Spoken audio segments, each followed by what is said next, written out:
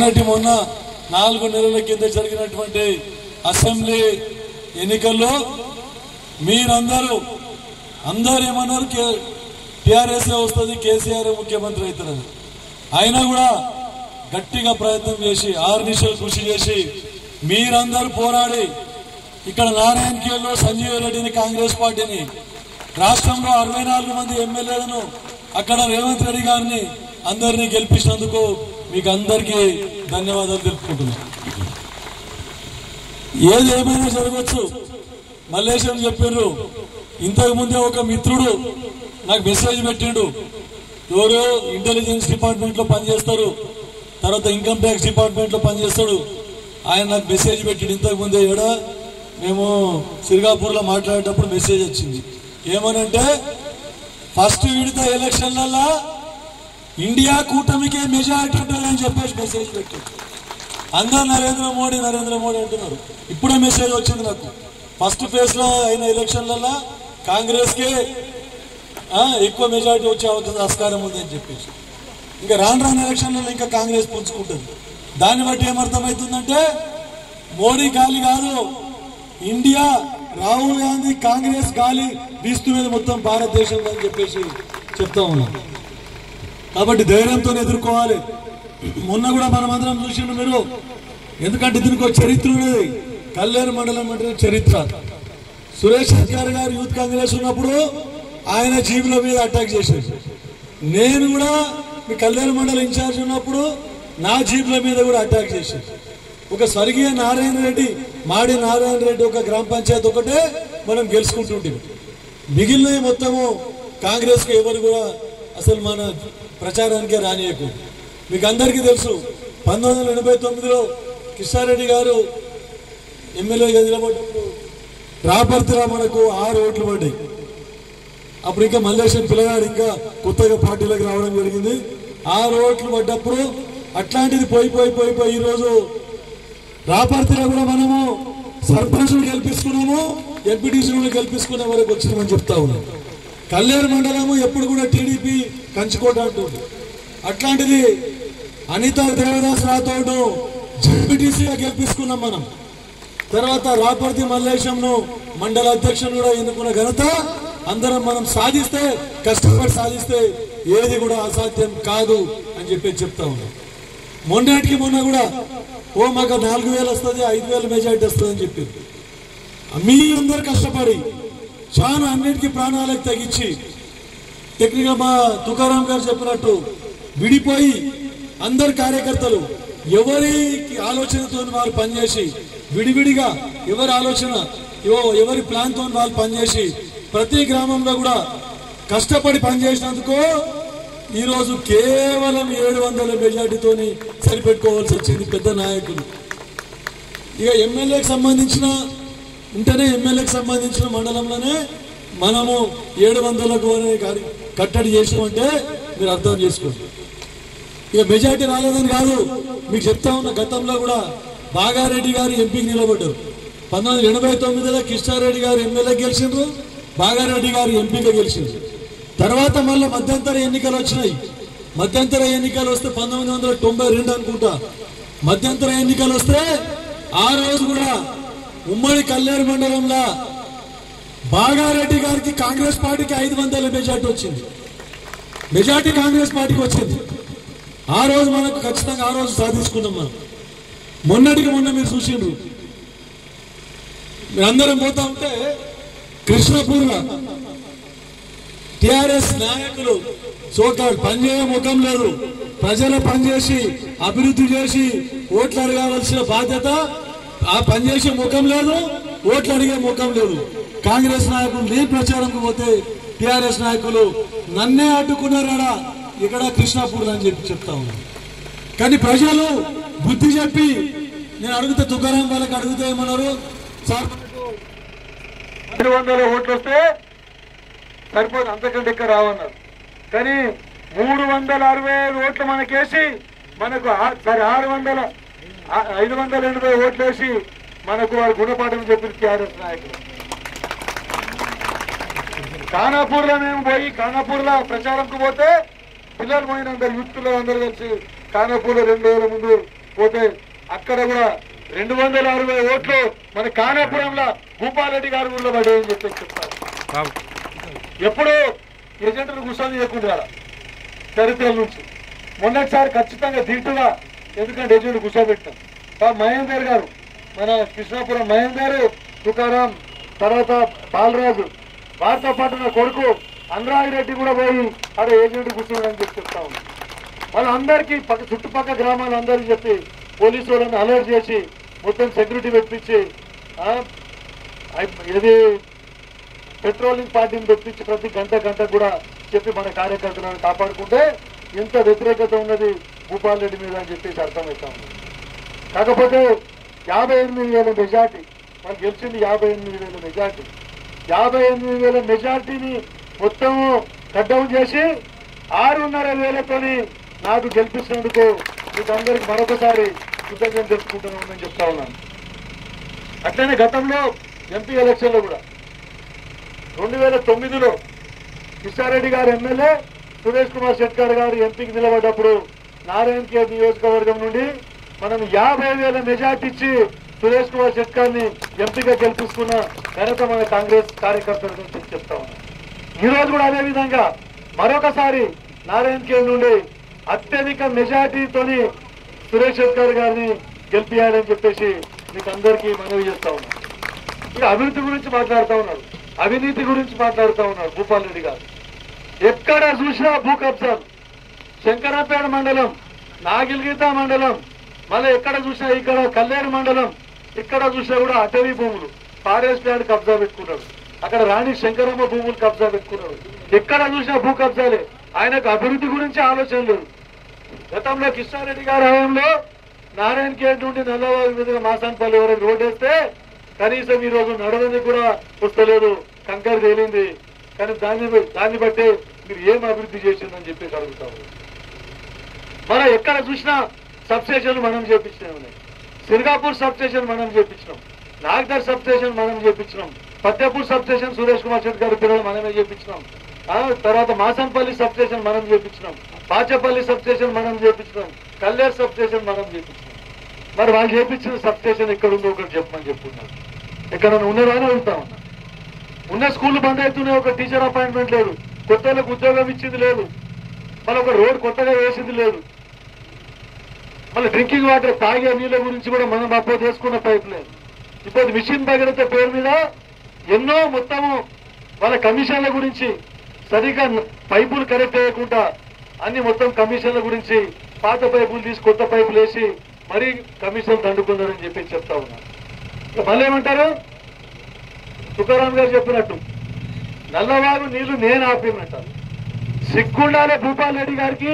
భూపాల్ రెడ్డి గారు రా, ఎక్కడికన్నా రా, ఛాలెంజ్ చేస్తా ఉన్నా, ఎక్కడైనా సభ పెట్టండి, మాట్లాడరా. మీరు ఓడిపోయిన తర్వాత మధ్య ప్రవేశించి మాట్లాడుతున్నారో ఏమో తెలియదు. మొన్నటికి మొన్న జీవో తీసుకురమ్మన్నారు, ఏది ప్రొసీడింగ్ తీసుకురమ్మన్నారు. రోడ్డు సురేష్ శెట్కర్ కాదంట, ఆయన పాదయాత్ర చేసి బీబీ పార్టీలు వేసినట్ట. మీకు ఇప్పుడు సురేష్ శెట్కర్ గారు జీవోతో సహా చూపిస్తారు. ఆ రోడ్డు నేషనల్ హైవే ఎవరు వేసిందని చెప్పేసి జీవో తీసుకొని వచ్చినాం, జీవోతో సహా చూపిస్తామని చెప్పి చెప్తా ఉన్నాం. నల్లవాగు నీళ్లు ఆ రోజు నల్లవాగు నిండున్నది, మొత్తం నిండు కుండల నల్లవాగు ఉంటే నీ కమిషన్ల గురించి గుత్తేదారుతో పైసలు కూడా ఉంటే 24 కోట్లు గుత్తేదారుతో కమిషన్ల గురించి గుత్తేదారులు పనిచేయకుండా ఆపి మళ్ళీ ఇక్కడ రైతులకు క్రాప్ హాలిడే ఇచ్చింది. క్రాప్ హాలిడే ఇస్తే నేను పోయి సురేష్ శెట్కర్ గారు, నేను జూకల్ గంగారాం గారు అందరం పాదయాత్ర చేసి నల్లవాగులో ధర్నా చేసి ఆ రోజు పంటలను కాపాడిన ఘనత మన కాంగ్రెస్ పార్టీ అని చెప్పి చెప్తా ఉన్నాం. మనం నీళ్ళు ఇడిపించినాం, ఆయన నీళ్ళు ఇవ్వలేదు. మళ్ళీ ఇంకొకసారి రైతుల పేరు మీద నల్లవాగుల మీటింగ్ పెట్టవలసింది కార్యకర్తలు, టీఆర్ఎస్ కార్యకర్తలను తీసుకొని వచ్చి కల్లేరులో మీటింగ్ పెట్టింది. రైతులను పిలిచి రైతుల మీటింగ్ పెట్టాలి. నల్లవాగుల స్టైబన్ చేసేటప్పుడు, నల్లవాగు నీళ్ళు ఇచ్చినప్పుడు అది చేయకుండా వాళ్ళ కార్యకర్తలు వాళ్ళ చెంచాలను తీసుకొని వచ్చి కల్లేరు మండలంలో మీటింగ్ పెట్టి ఆ రోజు రైతులందరూ పంట వద్దంటున్నారని చెప్పేసి అధికారులను మద్దతు పెట్టి ఆ రోజు నీళ్లు ఇవ్వలేదు. 2 క్రాప్ హాలిడేలు ఇచ్చినా పనులు చేపించినట్టు పనులు చేపించలేదు. నేను గెలిచిన తర్వాత అప్పటికే 24 కోట్లకెళ్ళి 4 కోట్లు ఖాళీ అయినాయి. ఏం పని చేసిండ్రంటే ఏం పని చేయలేదు. కనీసం నల్లవా కట్ట మీద నీళ్లు వనిపోతే పొదలు కూడా నరికేయలేదు, పొదలు కూడా సాఫ్ చేయలేదు. అప్పటికే 4 కోట్లు అయిపోయినాయి, రికార్డ్ అయిపోయినాయి. దాన్ని గుత్తదారు నేను రాను సార్, నాకు వర్కౌట్ కాదు, ఆ పైసలు ఆ రేట్లకు వర్కౌట్ కాదంటే కూడా ఆయనకు రిక్వెస్ట్ చేసి లేదంటే అధికారుల మీద ఒత్తిడి తీసుకొచ్చి ఆయన బ్లాక్ లిస్ట్ లో పెడతామని చెప్పినాం. తర్వాత రిక్వెస్ట్ చేసినాం, నీకు లాస్ అయితే మా ప్రభుత్వం ఉన్నది, వేరే విధంగా నీకేమన్నా ఇంకా లాభం చేకూరే విధంగా నీకు ప్రయత్నం చేస్తామని చెప్పేసి మాకొక్కటే ఒకటి ఆయన కోరింది, లాస్ట్ వరకు చిట్ట చివరి ఆయకట్టు వరకు కూడా నీళ్లు ఇవ్వాలి, అదే నాసిరకం పనులు కాకుండా కాలువ పనులు కరెక్ట్ గా చేయాలని చెప్పి చెప్తే ఈ రోజు రైతులందరూ సంతోషంగా ఉన్నారని చెప్పి చెప్తా ఉన్నారు. ప్రతి ఒక్క రైతులు చెప్తా ఉన్నారు, ఎప్పుడు ఇంత మంచి పని కాలేదు సార్, కానీ గుత్తదారు చాలా మంచి పని చేస్తా ఉన్నారని రైతులు చెప్పింది. అయినా నేను ఊరుకోలేదు, క్వాలిటీ కంట్రోల్ వాళ్ళకి చెప్పిన పనులు మంచిగా చేస్తా ఉన్నారు చూడని చెప్పిన, క్వాలిటీ కంట్రోల్ కూడా మంచిగా చేస్తున్నారని చెప్పింది. అధికారులను ఎస్సీని పిలుచుకొని వచ్చిన నల్లవారి మీదకి ఎస్సీని ఈని తీసుకొని వచ్చి ఇరిగేషన్ ఈయన మొత్తం కాలువలు ఎంబడి తిరిగి చూపించిన పనులు కరెక్ట్ చేస్తున్నారా లేదా, స్టాండర్డ్ పనులు చేయమని చెప్పేసి. ఇక పాపం నా దగ్గరికి అందరు వచ్చిండ్రు రైతులందరూ, సార్ పంటలు ఎండిపోతున్నాయి నీళ్ళు అని చెప్పేసి. ఇక భూపాల్ రెడ్డికేమో అప్పుడేమో సోయలేదు, ఇప్పుడు నీళ్ళు ఇవ్వాలని చెప్పేసి కలెక్టర్ దగ్గరికి పోయి ఆయన రిప్రజెంటేషన్ ఇస్తాడు. అంటే ఓడిపోయినాక నీకు రైతులు గుర్తు వస్తున్నారు, నువ్వు అధికారంలో ఉన్నప్పుడు రైతులు గుర్తు రాలేదు నీకు అంటే రాజకీయం చేసుడు. నేను చెప్పిన కలెక్టర్ అమ్మకు, అమ్మా ఇదంతా రాజకీయం చేస్తున్నారు, ఏం కాదు, అగ్రికల్చర్ డిపార్ట్మెంట్ వాళ్ళు చెప్పారు ఇంకా 15-20 రోజుల వరకు కూడా నీళ్ళు ఇవ్వచ్చు సార్, పంట లేదు ఎండుకోలేవు అని చెప్పారు.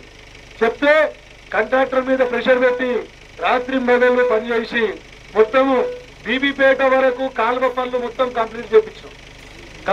ఎందుకంటే రైతులకు పంటలు ఎండిపోకుండా నీళ్లు ఇచ్చి కాపాడాలి ఉద్దేశంతో. అంతకుముందు కూడా తైవాన్ చేసినప్పుడు దామోదర్ రాజనరసింహ గారు ప్రజాపాలన మంత్రివర్యులు ఇది ప్రజాపాలనలో హనుమంతరావు పేరుకు వచ్చినప్పుడు ఆ రోజు కలెక్టర్ షరతుని ఇంకా ఆ రోజు తైవాన్ చేసి చక్కని రైతుల సమక్షంలో తైవాన్ చేసి 2000 ఎకరాలకు నీళ్లు ఇస్తామంటే పోచాపూర్ గ్రామంలో కూడా ఇంకా 500 ఎకరాలకు నీళ్లు ఎక్కువ ఇవ్వాలని చెప్పేసి అధికారుల మీద ఒత్తిడి తీసుకొని వచ్చి 2500 ఎకరాలకు నీళ్లు ఇవ్వడం జరిగిందని చెప్పి చెప్తా ఉన్నాం. తర్వాత కూడా కాంట్రాక్టర్ పనులు బీబీపేట వరకు కంప్లీట్ చేపించి మళ్ళీ అక్కడ ఇందిరానగర్ ఖానాపూర్ సైడ్ మళ్ళీ పంపించి ఆయనకు మళ్ళా నల్లవాగల నీళ్లు లేవు, అప్పటికే నీళ్లు కాలేదు, అయినా సరే మా రైతులు బాగుండాలని చెప్పేసి ఆయనకు మొత్తము నీళ్లు ఇవ్వడం జరిగింది. మారడి శివారు వరకు కూడా జొన్నలకు నీళ్లు ఇచ్చిన ఘనత కాంగ్రెస్ పార్టీ అని చెప్పేసి ఈరోజు చెప్తా ఉన్నాను. పంటలు 80% పంటలు కాపాడుకున్నారు. ఇక్కడ కాంట్రాక్టర్ తోని పనులు కూడా చేపించిన తర్వాత రైతుల పంటలు ఎండిపోతే 10-20% ఎండిపోయిండొచ్చు, 80% రైతుల పంటలు కాపాడిన ఘనత కాంగ్రెస్ పార్టీని సంజయ్ రెడ్డి అని చెప్పి చెప్తా ఉన్నారు. నీ పని చేయ మోకం లేదు, రైతులను కాపాడే మోకం లేదు మీకు. నేను పని కూడా చేపించిన రైతుల పంటలు కూడా కాపాడినని చెప్పేసి ఇప్పుడు గర్వంగా చెప్పుకుంటా ఉన్నా నేను.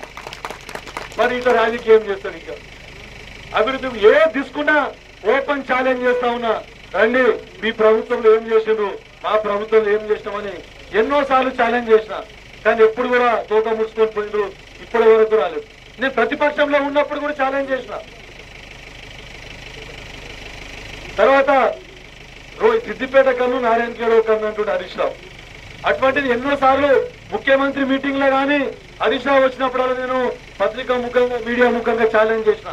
శ్వేతపత్రం మీరు కిషారెడ్డి గారు చనిపోయిన తర్వాత నారాయణఖేడ్ నియోజకవర్గంకు అభివృద్ధి గురించి ఎన్ని కోట్లు పెట్టిండ్రు, ఎన్ని కోట్లు ఖర్చు చేసిండ్రు, మరి మీ సిద్దిపేట సిరిసిల్ల గజ్వేల్కు ఎన్ని కోట్ల రూపాయలు తీసుకొని పోయిండ్రు అని చెప్పేసి నేను చాలా శ్వేతపత్రం రిలీజ్ చేయాలని ఎప్పుడు ప్రతిసారి మీటింగ్ లో చెప్పిన నేను. దానికి కూడా ఏం జవాబు లేదు. ఈరోజు సిద్దిపేట రూడ్ ఎట్లా డెవలప్ చేసుకున్నాడో అదే వెనుకబడ్డ నారాయణఖేడ్ వెనుకబడేసి. అప్పుడేమో ఆంధ్ర పాలకులు అన్నారు వెనుకబడ్డ ప్రాంతాలు అభివృద్ధి చెందుతలేరు, తెలంగాణ వెనుకబడ్డది, ఆంధ్రలో మొత్తం దోసుకపోతా ఉన్నారు నీళ్లు నిధులు నియామకాలని. మరి ఈ రోజు ఎక్కడున్నాయి నీళ్లు? ఇంకా నీళ్లు పోతూనే ఉన్నాయి, నిధులు మొత్తం వాళ్ళ నియోజకవర్గాలుగా పోయినావు, ఇక ఉద్యోగాలు అయితే అసలే లేవు. ఇక నరేంద్ర మోడీ దాంట్లయితే అన్ని రేట్లు పెరుగుతున్నాయి, డీజిల్ రేటు, పెట్రోల్ రేటు, తినుబండారాల అన్ని ఉప్పులు పప్పులు బియ్యం అన్ని పెరిగింది. మళ్ళా వీళ్ళందరికీ నీరవ్ మోడీ వాళ్ళందరికీ బ్యాంకులు, ఇందిరాగాంధీ గారేమో అప్పుడు బ్యాంకులు జాతీయం చేసి ప్రతి గరీబోన్కి బ్యాంకు ద్వారా లోన్ ఇవ్వాలని చెప్పేసి సీలింగ్ చట్టం తీసుకొని వచ్చి మిగులు భూమి మొత్తం ఆంధ్రప్రదేశ్ రాష్ట్రంలో భూస్వాముల దగ్గరికి వెళ్ళి లిమిట్ పెట్టి మిగిలిన భూమి మొత్తం బీదోళ్లకు ఎకరం 2 ఎకరాలు 5 ఎకరాల వరకు ఎస్సీలకు ఎస్టీలకు బీసీలకు వచ్చింది.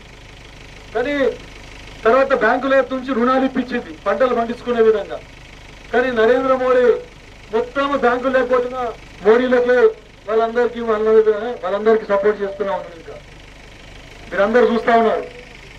కాబట్టి ఏం చెప్పినా నమ్మే పరిస్థితుల్లో లేరు ప్రజలు. కాబట్టి ఇప్పుడు టీఆర్ఎస్ పోయి బీఆర్ఎస్ అయింది. బీఆర్ఎస్ మొత్తం ఖాళీ అవుతున్నది. కాబట్టి బీఆర్ఎస్ వాళ్ళు అయితే బీజేపీ పోతున్నారు, అయితే కాంగ్రెస్కి వస్తున్నారు. ఎందుకంటే పార్టీ ఉంటుందో లేదో అని చెప్పేసి మనుగడ ఉంటుందో ఉండదో అని అందరూ భయభ్రాంతులకు గురవుతా ఉన్నారు. కాబట్టి మనం అందరం కూడా ఈసారి ఖాళీ అయిన బీఆర్ఎస్ పార్టీ నుండి ఎవరు వచ్చినా మనం కూడా అత్యధిక మందిని మనం కూడా మన వైపు ఆకర్షితులం చేయాలి. ఎందుకంటే 6 గ్యారెంటీల పథకం కానీ మళ్ళీ 5 గ్యారెంటీల పథకం మొన్న రాహుల్ గాంధీ ప్రవేశపెట్టింది. ఇంటింటికి తీసుకొని పోయి మళ్ళీ మొన్న ఎలక్షన్ లో ఎట్లయితే కష్టపడారో ఇప్పుడు కూడా ప్రతి ఇంటింటికి తీసుకొని పోయి కష్టపడి మరొకసారి నాకు వచ్చిన మెజార్టీ కంటే కూడా డబుల్ ట్రిపుల్ మెజార్టీ ఇచ్చి సురేష్ కుమార్ షెట్కార్ గారిని ఎంపీగా గెలిపించుకోవాలని చెప్తూ ముగిస్తా ఉన్నాను.